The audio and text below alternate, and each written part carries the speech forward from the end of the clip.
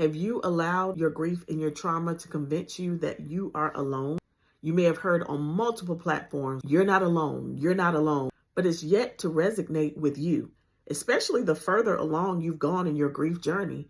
You may have thought, well, everyone's moved on now, so I'm here. I'm stuck, isolated, and unsupported. I know because I've been there. I've had thoughts like, well, I know other people share in pain, but nothing like what I'm going through. Well, I'm here to remind you today that grief is universal. If you've never met me before, this is the Good Grief, Great Morning channel. I'm here to help, encourage, motivate, and support you on your grief journey. Today, we're going to talk about a few myths you may have allowed yourself to believe about your grief and being supported in your grief.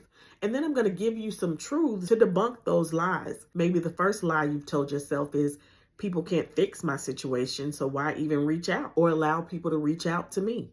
Well, you're partially right, because people can't fix your situation. No one can fix your grief because it's already happened. And if we could fix it, most likely we would reverse it. However, allowing someone to reach out to you or for you to reach out to someone, it's a way to express yourself or allow people to express their grief to you and share in that human experience. It works out better than you believe, with awesome results. You just have to try it. Studies have shown that it is very beneficial to allow someone to support you, even if they don't do anything but sit there and be a great listener.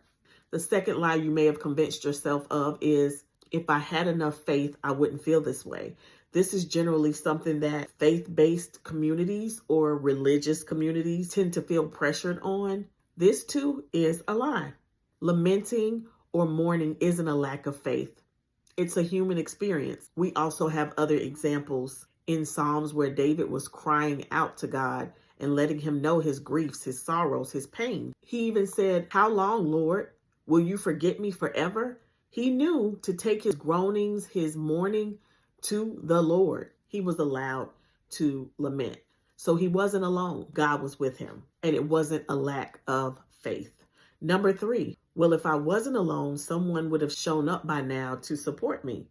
That's not always true. Sometimes it may take a bold step in inviting someone in to support you. I know it's tough.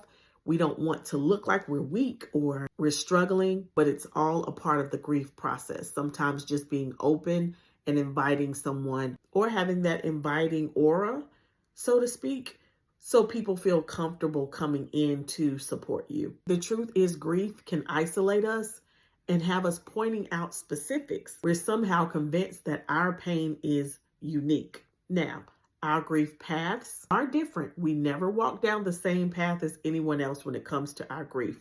However, again, grief is one of the most universal human experiences that we'll ever come across. So maybe you feel alone and you don't feel supported yet, but be reminded support is available and forthcoming. Your faith now can look like remaining hopeful.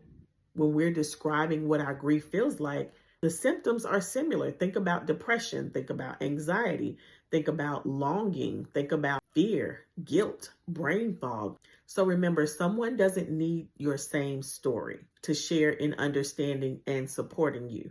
Empathy is built on emotions and not matching experiences. And don't get me wrong, you're valid in what you're feeling. You're not alone in feeling alone, but sometimes grief can shrink your perception and create difficulties in others supporting us or them even noticing our struggles. So no matter how many times you hear you're not alone, maybe the next time you hear it, it will sink in and you will realize you are not alone. Don't stay in isolation too long thinking that you're the only one experiencing what you're experiencing, because you're not, and support is available for you. Resources are available for you. We may have to do a little bit of work to get to it, but I believe you can do it. I love y'all so much. I'll see you in the next video. Please don't forget to like this video and subscribe to the channel so that more people can get help.